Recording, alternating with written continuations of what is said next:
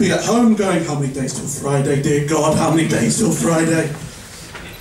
Alright, anyway, I am Rhys. I am not a researcher. I am a technician. I'm the one you rely on. No, I'm a technician. I'm kind of like an Igor, only I turn up at your door with a flaming torch going, you broke what? So I sometimes get asked, Rhys, why did you become a technician? And the answer is, you know, there's so many answers you can give. I became a technician because I wanted to help others. I have an inbred desire to mould the minds of the future generation, but ultimately it comes down to the fact I fucked up my life and this is the best job I can get with the least responsibility. And I can blow stuff up for money. Because it's difficult. I mean, you know, I'm here with a load of researchers and that, and it's difficult to talk to them. You know, you've got people I know who are medical doctors, people I know who are doctors of engineering, people I know who are studying a PhD in biochemistry and that, and it's intimidating to try and talk to them. It's intimidating. You think to yourself, what can I bring to a conversation? What can I bring to the world in general? And then I think to myself, I can make silly putty and fake urine.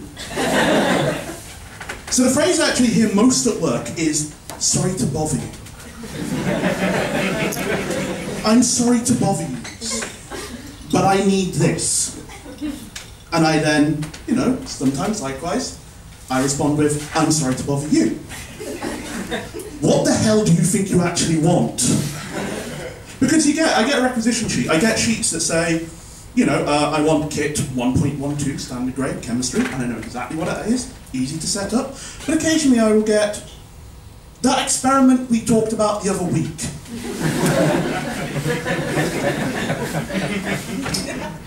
There were many.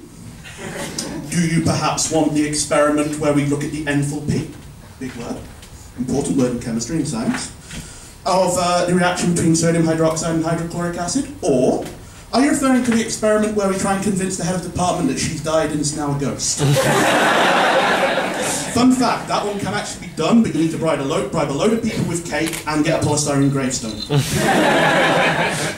But it's not just teachers who will sometimes turn up at my door. I found out recently that I and my colleagues are terrorist targets.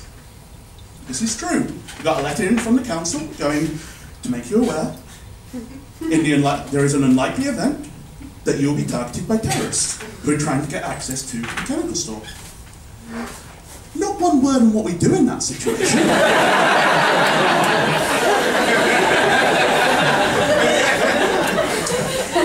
Just to tell us that this could happen. I'm thinking to myself, what would I do in that situation? What in my training could I do? Excuse me, if you're building a bomb, wear safety goggles. And tie your hair back. But it's that kind of that big of ego in me that makes me wonder, am I actually in part of an Al-Qaeda plot? Am I referenced? Is there somewhere someone going like, right, this is Operation Tubby Welshman? In order to gain access to the chemical store, some of you will need to go against your deepest held morals. That's right. You can be bribed with a bacon sandwich. But surely we can just shoot him. Get your ass to Greg's. And buy me some yum-yums. But speaking of, you know, amoral, evil delinquents, the kids. They're quite fun to work with. I've divided them into a couple of categories, and you've got the smarter kids, and you've got the dumber kids. And both, you know, will come and see me during the day, and that. And the dumber kids, they get divided into two categories. You get the ones who essentially go to pick up equipment, and they become kind of like Malcolm Tucker, but with Alzheimer's. Why the fuck am I here? Who the fuck are you? How the fuck do I fucking know what she fucking wants? And the others who want thingamies. The teacher desperately wants 20 thingamies. Or whatchamacallits. I will open my door one day and a kid will be there and go, can I help you? I want gadgets and gizmos aplenty. I want who's-its and what's-its galore. You've got thingamy bobs? She wants 20. You've had 30 already. Who cares? says, no big deal, she wants more.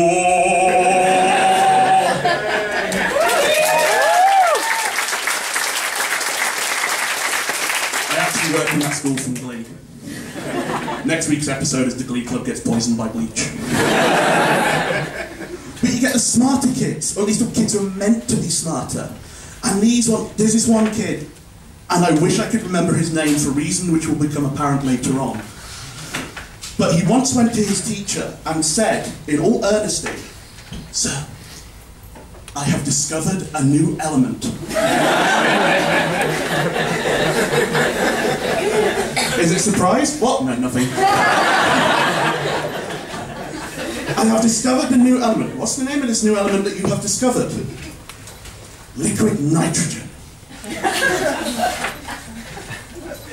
I am torn between which disturbs me the most.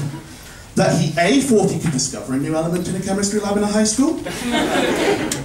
That he didn't know that liquid nitrogen was an element that had maybe been discovered before. Or that he thought he could hold liquid nitrogen. But the same kid came to the door one day and said, "Have you got any woodlice?"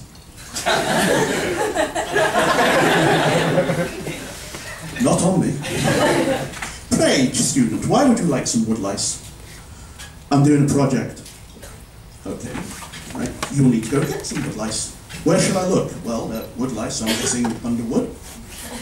I really thought this was hilarious, thought this was very funny. He nicknamed him Woodlice Boy.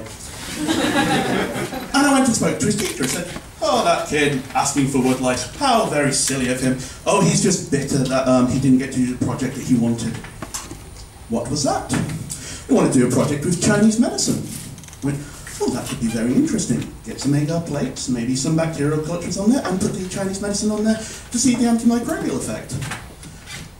No. He wanted to test it on his fellow classmates and not tell them. I mean, even Mendler there is going like, "Get him to sign a consent form, man." But anyway, nearly end of my show, and I will give you the 3 greatest joys of being a technician. Number 1, that moment when you're trying to weigh something out, you're screwing it in, and you get it bang on first go. The second, you have a dirty mind. I like it.